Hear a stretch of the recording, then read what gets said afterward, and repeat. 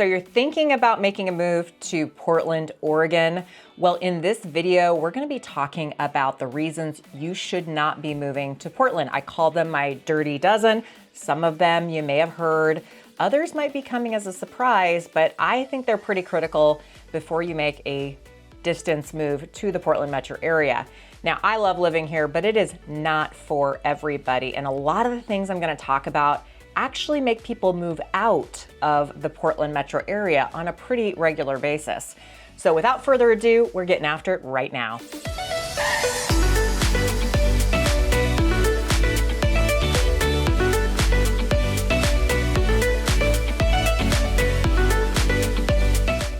By the way, my name is Ann Stewart and I love living in Portland, but you may not. And I'm getting into the reasons in this video why you shouldn't. Now, if you're new to our channel, hit the subscribe button, tap the notification bell, because we're keeping it real on this channel and we're pumping out videos every week for you to watch that'll let you know what it's like to live in the Portland metro area. And if you want to get a hold of us, there's all of our information is in the description below. You can call us, text us, email us, get on a Zoom call with us. We help people all the time making a move right here in the Portland area. So stay tuned for more videos. All right, I'm gonna keep it real with you guys today. I'm gonna talk about reasons you may wanna consider whether not to make a move to the Portland area. The reality is as wonderful as Portland can be for some of us who live here, for a lot of other people, it just isn't a fit. And these are the reasons I'm getting into today. I'm calling them my 12 dirty dozens. These are what people sort of leave our beautiful state of Oregon here for, or the Portland metro area. And some of them you've probably heard before, and others might come as a bit more of a surprise. But in this video, my goal is to keep it as real as possible so that you can make the best decision for yourself about whether you're gonna move to the Portland metro area.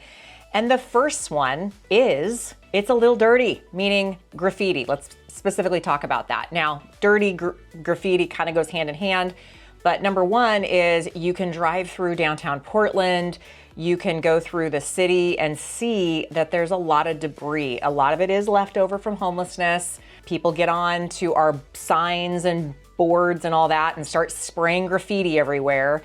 And quite frankly, it's really disappointing because as pretty as Portland is, especially downtown, it has become a little bit ugly since, COVID. And a lot of people are getting up. I don't know even how they get up there. That's my next question is, how are these people getting up on freeway boards that are way high in the air on a busy, trafficy freeway? But I digress. The point is that you're gonna see a lot of graffiti just everywhere. You're also gonna see a lot of debris hanging off in areas where typically homeless people are. Sometimes you see what we call a debris waterfall, where it's just a lot of, not pleasant stuff just lingering around areas. And if that is unappealing to you, if that bothers you, well, then you may not wanna consider making a move to the Portland area. Dirty dozen number 2. You've heard we have a lot of rain, I hope, at this point. If you haven't, you better research that.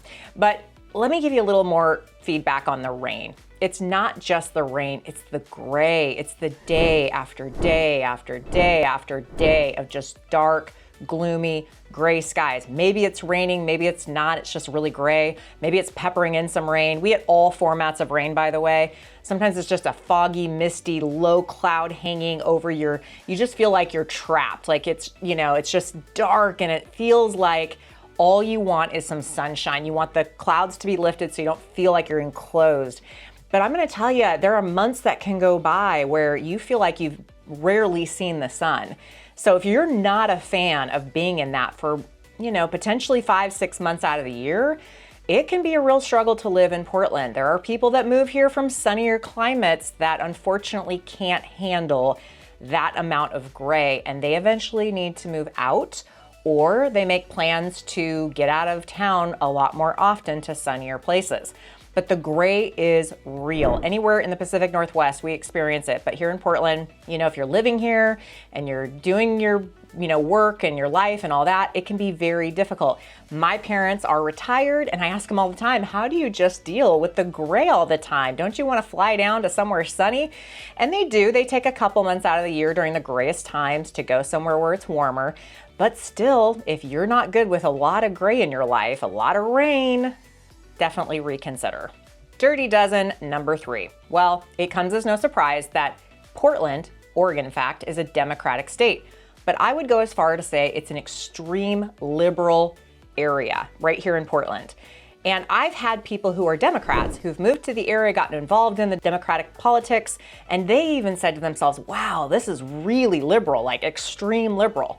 So if you're not comfortable with being in an extremely liberal town, you really need to reconsider Portland.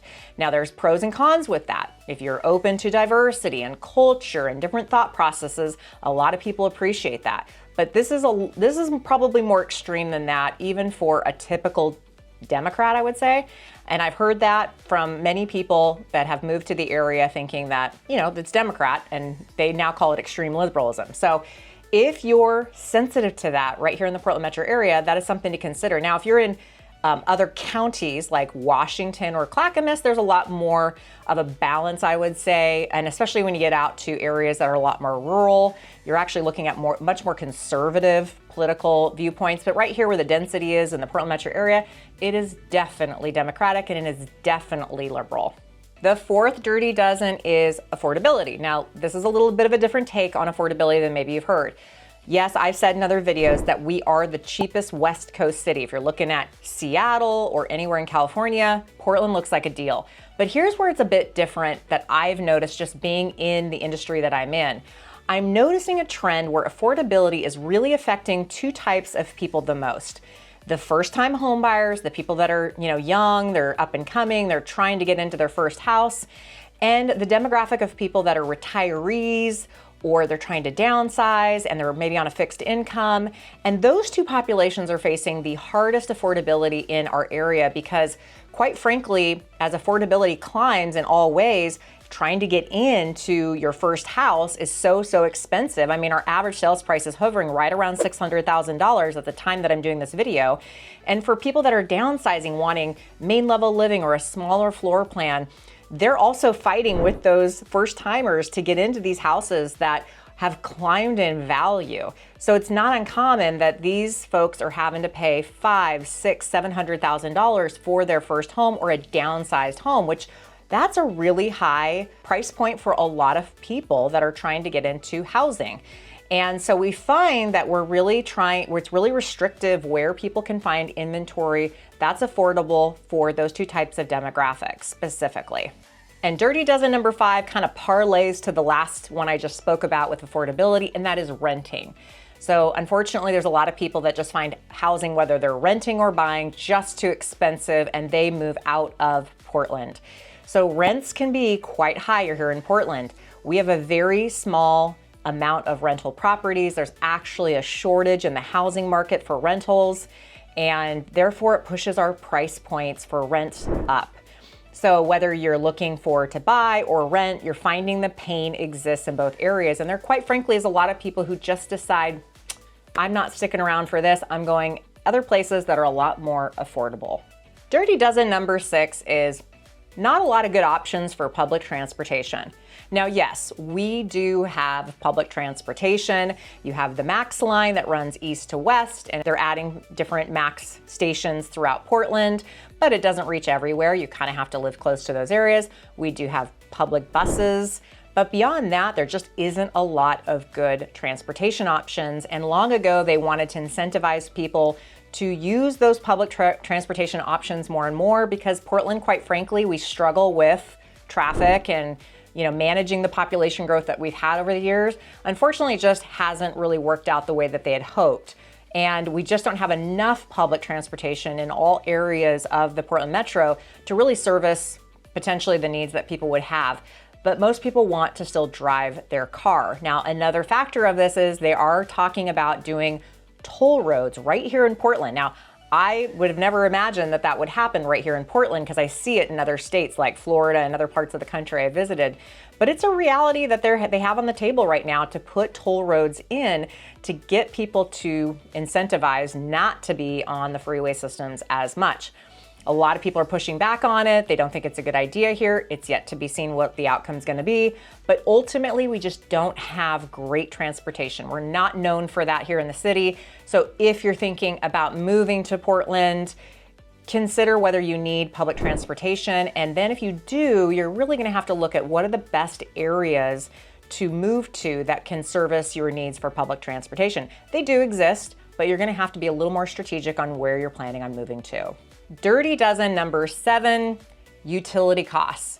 So a lot of people look at our utility costs and they're shocked at how high they are. In fact, just this year in January of 2024, PGE, which is Portland General Electric, jacked up our utility electric bills by 17.2%. And they're talking about raising them again. So while we have the burden of housing being so unaffordable, whether it's renting or buying, now we have the added cost here right in the Portland metro area of high utility bills, which just compounds this issue of affordability. For a lot of people, when they add up all these expenses, they just doesn't pencil out for them. You have to make a pretty good income right here in Portland. In fact, statistics show as of right now that you have to make a net after taxes of about $75,000 in order to live comfortably right here in the Portland metro area. So as you can imagine, with rent prices going up, home values going up, interest rates going up, utilities going up, it just starts to add up too much. And quite frankly, there's just a lot of people who cry uncle and say, I'm out of here, I'm going to a different state or a different city where I can afford to live more comfortably. Dirty dozen number 8 is land shortage. Now, what do I mean by land shortage? Isn't it Oregon? It's the Wild West. Sometimes people still have a view that we're, the old wagon train days and we have all this land, you can just come out here and buy it real cheap. Quite frankly, it is far, far, far from the truth. Now, one thing to explain, which I've done in other videos I've done on the Portland metro area, is we have this imaginary line that goes all the way around the Portland metro area, all the major cities, called the urban growth boundary. And this boundary allows us to only build inside of the urban growth boundary, and everything outside of the urban growth boundary, well, quite frankly, you can't just go out and buy 10 acres and start building a subdivision. Those have to be voted in and then annexed into the city, and it takes years before that happens. So our growth is very controlled and very slow. But what that ends up doing is inside of this urban growth boundary, all the land that's in there is in there. So values are extremely high when it comes to land and lots. I've done another video about buying land and lots. Kind of an expert on it. If you have any questions, refer back to that video or just reach out to me. I'm happy to have a conversation. But the reality is to find a good piece of land inside of the urban growth boundary to build on, whether custom or otherwise, can be more costly than trying to buy a resale home. And quite frankly, builders and developers are out there scouring the earth, quite literally, trying to find all of that land so they can build on it. Another interesting tidbit about buying land is whatever you end up paying for the piece of property, you usually build about 3.5 times what the value is of what you paid. And that's considered on the cheaper side. So it's not uncommon to see land and lots in prime areas going for $350,000, $450,000. I've even sold one as high as $700,000 for a piece of raw land inside the urban growth boundary in a prime location. And that person obviously is going to have to build a very high-end home on that property. But because land is so scarce around here, it goes for more, it's in high demand, and it's not exactly easy to fetch, especially with all the nuances of building. And oh, by the way, it's not inexpensive to build. In Multnomah County, as of right now, at the time I'm doing this video, if you're gonna go out and pull a permit to build a new house, take a wild guess what it costs you to build for that permit. $80,000 on average. $80,000. That doesn't include the value of the land and the excavation and the utilities and all the other things you have to do it just to get the permit. So you can see, kind of makes it difficult to do any kind of building, whether you're custom or otherwise. Dirty dozen number 9, we're talking about road construction. We have a traffic problem here in Portland. We've talked about it in another pros and cons video. Yes, we have a traffic problem, but you know what compounds those traffic problems?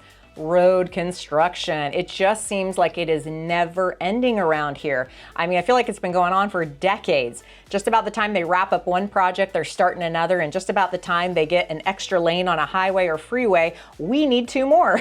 So just be aware that part of the traffic issue around town is constant road construction. I mean, I can think of a dozen places right now where if I have to travel to a different area of town, I have to leave a little earlier because I know road construction can bottleneck stuff. Sometimes they shut down roads and detour you.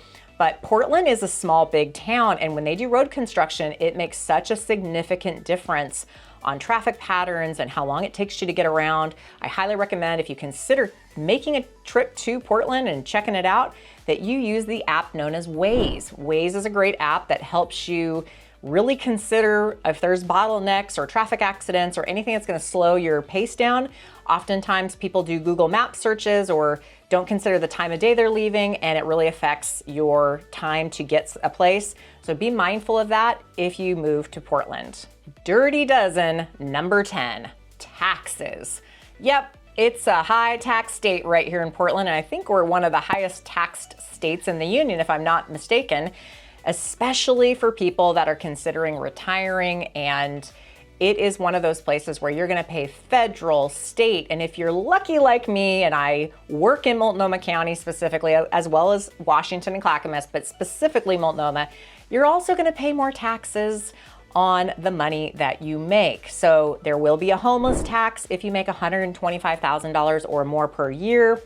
There's Multnomah County, City of Portland, TriMet, art taxes. I mean, the list goes on, especially in Multnomah County. There's quite frankly a lot of people who sell their properties in Multnomah County just to get out of it and go live in Washington or Clackamas County, or just move out altogether because they're sick and tired of paying for all those taxes. Multnomah County property taxes are notoriously higher than their counterpart counties of Washington and Clackamas. So it's not uncommon for someone to say, you know what, my taxes keep going up, my taxes keep going up, I'm tired of all this expense, I'm moving out of the area, or I'm moving to another county further out.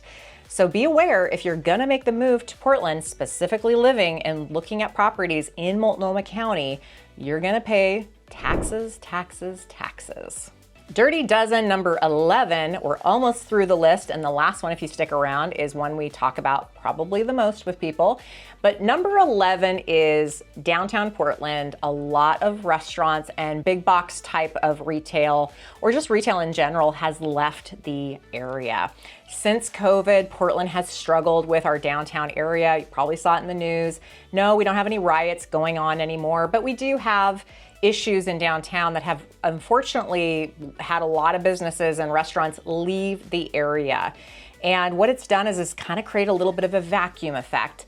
Now, the city of Portland is now back to incentivizing businesses to come into the area and lease space for their businesses. In fact, I got a notice in my mailbox that said, hey, if you sign a 5-year or whatever lease downtown Portland, there's a pretty large tax incentive for me to do so. Not that I plan on doing that, but they're trying to bring businesses back into the spaces so that we can fill up those vacancies.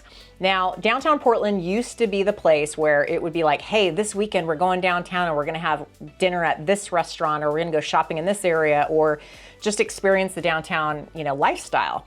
Now, most people choose not to go downtown, or haven't for quite some time, because they're concerned about what's going on in downtown Portland. Am I safe? Is, the restaurant scene has kind of dwindled down. Now, have I seen improvement? I have to say yes, because I've been downtown several times. I've been to the Southwest area, I've been to the Pearl District. I've been around, and a lot of areas have cleaned up. Businesses are coming back in. We have a lot more restaurants kind of, moving in. But it's still gonna take a while before people really come back to downtown Portland. So if you're somebody that's a city person, or somebody who enjoys the downtown lifestyle and all that it has to offer, Portland has kind of suffered over the years. And I would say maybe it's something to consider if you're making a move here, to understand if that's part of the lifestyle you need and want. Now, some people come to downtown Portland to buy condominiums. A lot of condo options in the downtown corridor. I did a video on the South Waterfront. That's downtown, but not quite downtown. But the downtown area specifically has gotten hit the hardest. So, the condo market obviously faced that when everybody, when a lot of businesses decided to move out of the area. But it is making a slow crawl back to where it once was. But it's still probably going to take time. So if you're looking to make a move to the downtown area, whether it's condo life or you just want to pop down there, maybe take a trip here to see what it's like for yourself and get a gauge on if you're comfortable with what you're seeing. All right, we've come to the final dirty dozen, number 12. It's the one you've probably been waiting for. It's the one most talked about or asked about, and that is our homeless population. Yep, We have it. It's no surprise. I want to first start by saying I know a lot of major metro cities that struggle with homelessness. I don't think Portland is the only one out here. We've made the news the most, and we are a city that don't want to say accepts homeless, but we have a lot of services for the homeless population. And unfortunately, what that means is when you're driving through Portland or you're going through the area, and it even is in the suburbs from time to time, you're gonna see homelessness. You're gonna see tents, you're gonna see tent camps potentially. Yes, with that comes a lot of times mental illness and drugs and everything that goes with it, all the unpleasantries. So if you're somebody that is very sensitive to homelessness, then Portland might not be the place for you. We do have a homeless tax that has developed a fund to assist in services for the homeless people, and it's yet to be seen whether or how successful that will be. They are trying a lot, but it's very difficult to solve a homeless problem. And Portland has been a sort of a sanctuary city for this issue, and there's a lot with it, many, many layers that go along with it. But if you're somebody, when you come through town and you don't like what you see, then you may not want to move to Portland. I actually had a client that was planning on making a move to Portland. She got off the freeway from the airport, drove to her hotel, saw enough, and called and said, sorry, this isn't for me. Okay, no problem. And then other people, they see it and they're like, looks like the city I came from. So I'll leave it up to you on how you feel like it, but it is something that we have issues with here. So if you don't like it, maybe don't consider making the move to Portland. So you stuck around for all 12 dirty dozens. Yes, I gave it to you raw and unfiltered. If any of those are things that you don't want to live with or for, then you may not want to make the move here to Portland, and it's okay. Portland still is a wonderful place to live. There's a lot of pros to living here, but you should be aware of these 12. And if you're thinking about making a move, do not hesitate to reach out. We talk to people who are texting us, emailing us, calling us all the time, who want to know more about Portland, who are trying to make that move and that transition. All of the information to get a hold of us is in the description below. So reach out to us. Let's jump on a Zoom call, talk through making your move smooth out here in Portland, and we'll see ya on the next video.